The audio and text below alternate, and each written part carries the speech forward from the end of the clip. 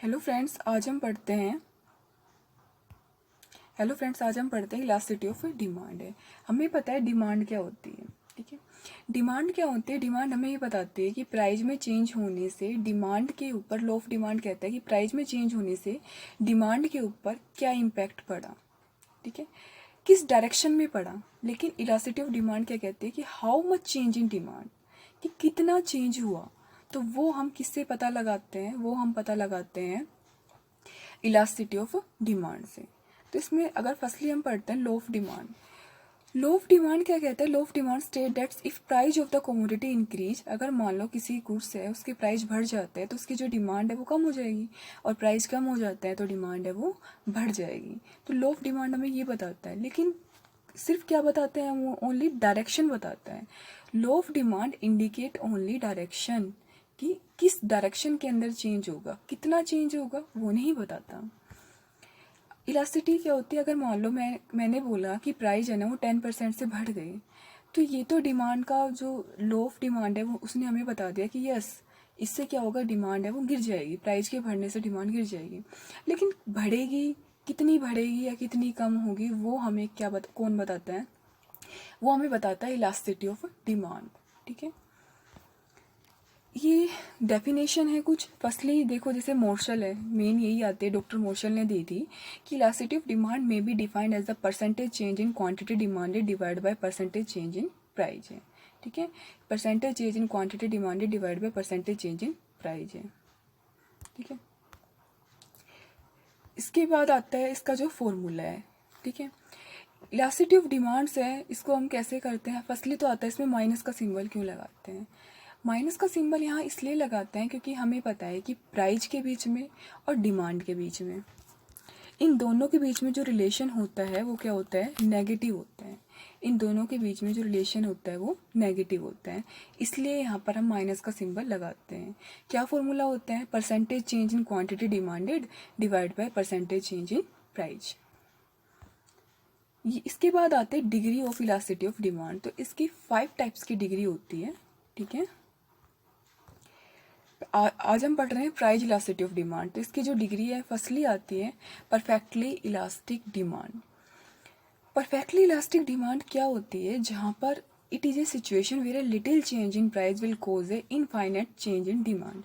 यानी यहाँ पर जो गिवन प्राइस होता है ना, जैसे यहाँ पर क्या है 4 प्राइस दिया है, तो इस प्राइस के ऊपर जो आपकी डिमांड है वो क्या होती है, इनफाइनाइट होती है, अनंत होती है। इस दिए हुए प्राइस के ऊपर आप कितने ही डिमांड कर सकते हो, जैसे 10 की भी कर सकते हो, 20 की भी कर सकते हो, 30 की भी कर सकते हो। तो इसको हम क्या बोलते हैं, परफेक्टली इलास्टिक डिमांड। ठीक है, यहाँ पर ईडी क्या होती है आपकी, यहाँ पर जो ईडी होती है वो क्या होती है, इन्फिनेटिव होती है। नेक्स्ट आता है परफेक्टली इन इलास्टिक डिमांड। ठीक है, फर्स्टली जो इलास्टिक का मतलब होता है, आपको पता हो तो इलास्टिक का मतलब होता है चेंज। ठीक है, और इन इलास्टिक का मतलब होता है नो चेंज। ठीक है, इलास्टिक का मतलब होता है चेंज होना और इलास्टिक का मतलब नो चेंज। तो परफेक्टली इन इलास्टिक डिमांड कौन सी होती है, it is a situation in which change in price produce no change in the quantity demanded. जहाँ पर प्राइस में चेंज होने से डिमांड के ऊपर कोई चेंज नहीं हो रहा। यहाँ पर डिमांड क्या है, उतने की उतनी है। ठीक है, तो यहाँ पर जो ईडी है कोई चेंज ही नहीं हो रहा, तो यहाँ पर इलास्टिसिटी ऑफ डिमांड कितनी हो गई आपकी, 0। नेक्स्ट आता है यूनिटरी इलास्टिक डिमांड। ये कौन सी सिचुएशन होती है, जहाँ पर जितना प्राइस में चेंज होता है ना उतना ही आपका डिमांड में चेंज होता है। जितना प्राइस में चेंज होता है उतना ही डिमांड में चेंज हो रहा है। इसको हम एक नाम से, यहाँ पर ईडी है ना वो क्या होती है, 1। ठीक है, इसको एक नाम से और जानते हैं हम, वो होता है रेक्टेंगुलर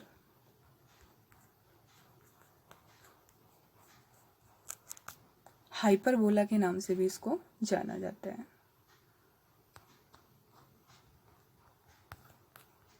ठीक है, यूनिटरी इलास्टिक डिमांड जो कर्व है इसको हम रेक्टेंगुलर हाइपरबोला भी बोलते हैं। यहाँ पर क्या है, जितना आपकी प्राइस में चेंज हो रहा है उतना ही आपकी डिमांड में चेंज होता है। इसके बाद जो 4th डिग्री आती है वो आती है रिलेटिव इलास्टिक डिमांड, यानी इसका हम दूसरा नाम भी बोल सकते हैं greater than unitary elastic demand. मतलब जहाँ पर प्राइस में चेंज होने से डिमांड में प्राइस के कंपेयर में ज़्यादा चेंज हो रहा है तो उसको हम क्या बोलेंगे, रिलेटिवली इलास्टिक डिमांड या greater than unitary elastic demand. देखो, it is a situation when price change in quantity demand is greater than percentage change in price. जहाँ पर प्राइस में चेंज होने से डिमांड में प्राइस की कंपेयर में ज़्यादा चेंज होता है। देखो यहाँ पर प्राइस तो सिर्फ कितना है, इतना कम हुआ, लेकिन डिमांड है इसके कंपेयर में ज़्यादा बढ़ गई, तो इसको हम क्या बोलते हैं, रिलेटिवली इलास्टिक डिमांड। ठीक है, देखो यहाँ पर क्या था, प्राइस था वो तो ओनली इतना कम हुआ था, लेकिन जो डिमांड थी वो आपकी कितनी बढ़ गई, इतनी बढ़ गई।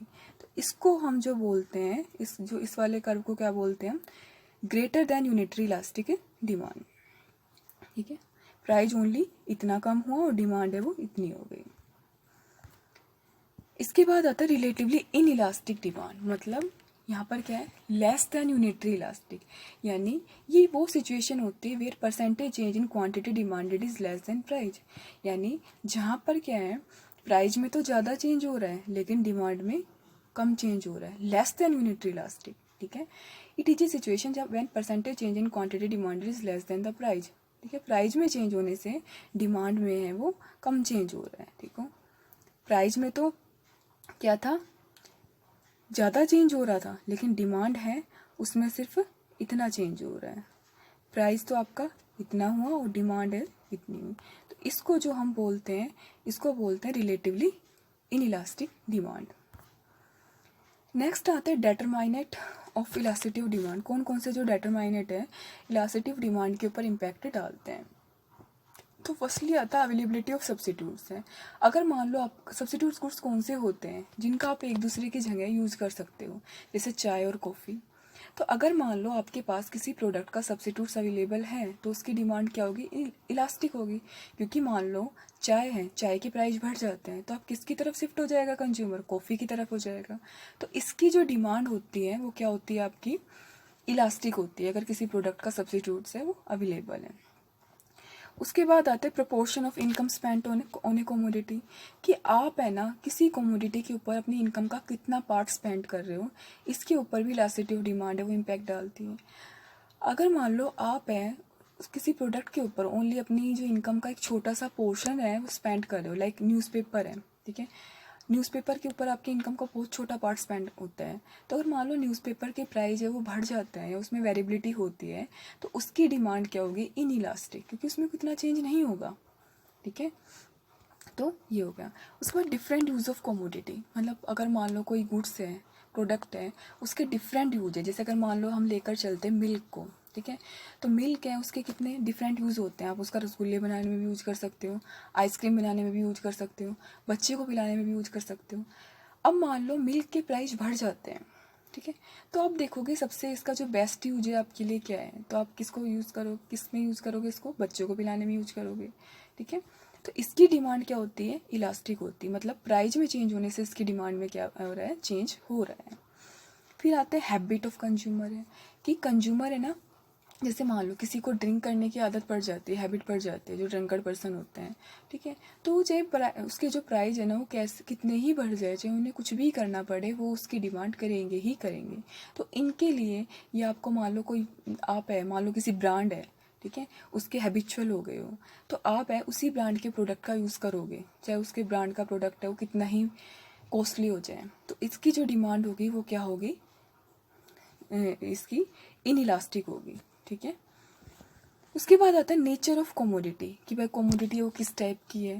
ठीक है, एक जो पेरिशेबल गुड्स है या ड्यूरेबल गुड्स है, तो इनके ऊपर भी आपकी जो इलास्टिसिटी ऑफ डिमांड है इनका इम्पैक्ट पड़ेगा।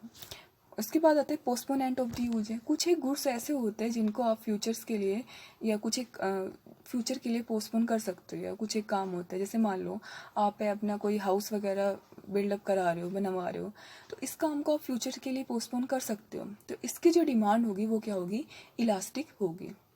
ठीक है, एक आता है पीरियड, यानी शॉर्ट पीरियड या लॉन्ग पीरियड। तो अगर हम बात करें जो शॉर्ट पीरियड होता है ना, उसके अंदर आप है जो प्रोडक्ट जो डिमांड है उसको इतना नहीं बढ़ा सकते, तो उस केस के अंदर जो डिमांड है वो लेस इलास्टिक होती है, या हम कह सकते हैं इलास्टिक नहीं होती।